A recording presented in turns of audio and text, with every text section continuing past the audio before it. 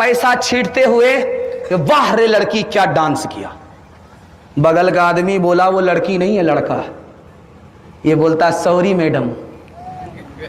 वो बोलता मैं मैडम नहीं हूं, उसी लड़के का बाप। घर में बासी भात खाया नहीं गया तो सीधा ससुराल पहुंच गया। सास समझदार थी, आज जरूर दाल में काला है। दामाद कहता है कि सुना है कि मिलता है ससुराल में मजे का खाना। सास खिचड़ी बना रही थी, कहा शर्त ये कि साल में एक बार आओ। बोला कि आज मुर्गा नहीं मिलेगा। जब खाने के लिए बैठा तो सास ने खिचड़ी ला करके दे दिया। अब दामाद ने ससुराल में खिचड़ी को देखा तो तलवे का खून दिमाग पर आ गया। सास से खिसिया करके खाता है ये जेल खाना है कि मेहमान खाना है। सास चालाक थी, उसने कहा कि बेटा खिचड़ी को बुरा भला मत कहो, अमीर भी खा लेते हैं गरीब भी खा लेते हैं, किसी का पेट खराब नहीं होता। समझ में आ गया कि आज हाथ धो लिए मुर्गा से। लेकिन दामाद ने कहा कि ये रूखी सूखी खिचड़ी कैसे खाई जाएगी, घी तो ला करके दो। बुढ़िया एक नंबर की कंजर थी, कोठी में छुपा करके घी को रखा था। मारे गुस्सा के जब खिसिया करके ढक्कन खोला, सारा घी प्लेट में गिर गया। बुढ़िया को अफसोस हुआ, क्या गुस्सा किया, ये तो सारा घी आज दामाद ही खा लेगा। लेकिन बुढ़िया ने भी कसम खा लिया कि इसको अकेले खाने नहीं देंगे। बुढ़िया ने कहा कि बेटा अकेले खिचड़ी खाओगे बरकत नहीं होगी, साथ में शामिल कर लो बरकत ही बरकत होगी। समझ में आ गया ये अजीब नहीं है अजूबा है, अकेला खाने नहीं देगी। तो कहा आप तो मेरी माँ की तरह हो, खा लो। बुढ़िया ने प्लेट को देखा, दामाद की तरफ घी ज्यादा है, अपनी तरफ कम है। सोचा इसको टानना है किसी तरह से, दिमाग लगा कर। बुढ़िया कहती है बेटा मैं तुमसे नाराज हूं, फला महीना मेरी बेटी को ये दुख दिया है, ये दुख दिया है, ये दुख दिया है। सारा घी उधर से इधर टान दिया। दामाद देखता रह गया, कहा कि अम्मा कौवे से ज्यादा कौवे का बच्चा चालाक होता है। अगर मैंने वो दुख दिया है तो ये सुख भी दिया है, ये सुख भी दिया है, ये सुख भी दिया है, दुख सुख को मिलाना पड़ता है। सुबह हो रही थी, बादशाह को 4 बीवी, मालूम करना चाहता था कि कौन पढ़ी लिखी है कौन जाहिल है। तो पहली बीवी के पास आकर के पूछा कि सुबह हो रही, कहाँ हो रही है? कहा कैसे पता चला? कहा मुंह में पान था मजा बदल गया। कहा सुबहान अल्लाह, बड़ा खुश हुआ। दूसरी बीवी के पास आकर के पूछा कि सुबह हो रही, कहाँ हो रही है? कहा कैसे पता चला? नाक में नथी, ठंडी पड़ गई। बड़ा खुश हुआ, ये भी पढ़ी लिखी है, नफीस है। तीसरी औरत के पास आकर के पूछा कि सुबह हो रही, कहाँ हो रही? कहा कैसे पता चला? कहा लालटेन की रोशनी धीमी पड़ गई, इससे पता चला सुबह हो रही। माशाअल्लाह, बड़ा खुश हुआ।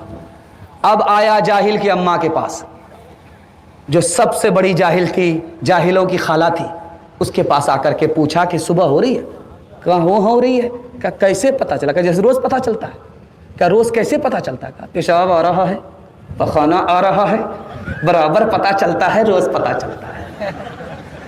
ये चाहे तो जन्नत ही घर को बना दे, ये चाहे तो दोज़ख ही उसको बना दे, ये चाहे तो इज्जत हमारी करा दे, ये चाहे तो जिल्लत में हमको गिरा दे, ये चाहे तो रुसवा जमाने में कर दे, ये चाहे तो इज्जत के फट जाए पर्दे। जमाने की रफ्तार,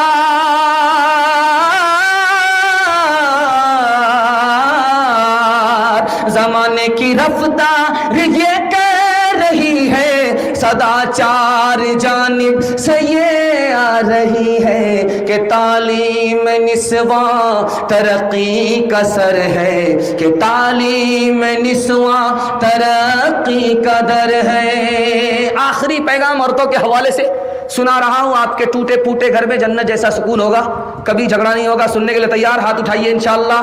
दामाद बेटी के झगड़े में दामाद सीधा जेल जाएगा, हाथ उठाइए इंशाअल्लाह। खैर माशाअल्लाह, बड़ा खूबसूरत जलसा जल्दी से निकल गया।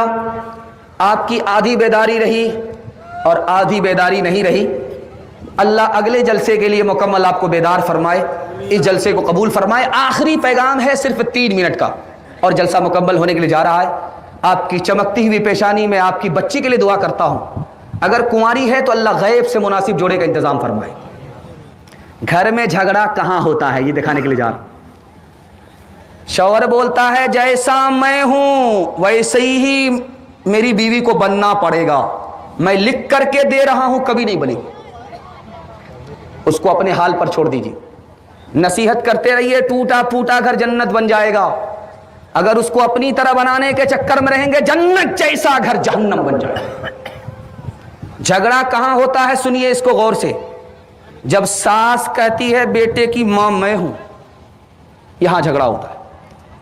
अगर सास ख्याल कर ले कि ये मेरी बहू नहीं है, मेरी बेटी है, बेटी तो चली गई और बेटी की जगह ये बहू है, झगड़ा उसी दिन खत्म हो जाएगा। झगड़ा कहां होता है? जब बहू ससुराल में आकर के सीना तान करके कहती है मैं रानी बन करके आई हूं, नौकरानी नहीं हूं, यहां झगड़ा होता है। जिस दिन बहू के दिल में ये बैठ गया ये सास ससुर नहीं है, ये मेरे माँ बाप से भी बढ़ करके हैं, झगड़ा उसी दिन खत्म हो जाएगा। एक औरत आई झाड़ फूक करने वाले के पास, कहा मेरा शौहर बात बात पर मुझको मारता है, कोई तरकीब कर दीजिए। कहा ऐसी तरकीब करूंगा कि हाथ उठाने की नौबत नहीं है। पानी लाओ पढ़ देता हूं। पानी पढ़ दिएगा, इससे क्या होगा, इससे क्या होगा, जिंदगी भर का रगड़ा झगड़ा सब खत्म हो जाए। कहा करना यह है जब झगड़ा शुरू हो जाए पानी को घोट करके मुंह में बैठ जाना, कुछ बोलना नहीं। अल्लाहू अकबर, जिंदगी का झगड़ा 1 मिनट में खत्म हो गया। क्योंकि झाड़ फूक करने वाले को पता था कि इसकी जबान कैंची की तरह चलती होगी, उसका हाथ लाठी की तरह चलता होगा। अगर मर्द हाथ पर काबू कर ले और औरत जबान पर काबू कर ले, टूटा फूटा घर जन्नत बन जाता है। आज भी एक मस्जिद है दिल्ली में, उसका नाम है जामे मस्जिद। उसका नाम जानते हैं क्या है? कुव्वतुल इस्लाम। उस मस्जिद का नाम कुव्वतुल इस्लाम है। 1600 ईस्वी में वो मस्जिद जैसे थी आज भी वैसी ही है। उसके गेट पर आज भी भिखारी भीख का कटोरा लेकर के भीख मांगते हैं। लेकिन ये दौर दूसरा है, अंग्रेज का दौर है, मुल्क आज़ाद नहीं हुआ है। वो भिखारी नहीं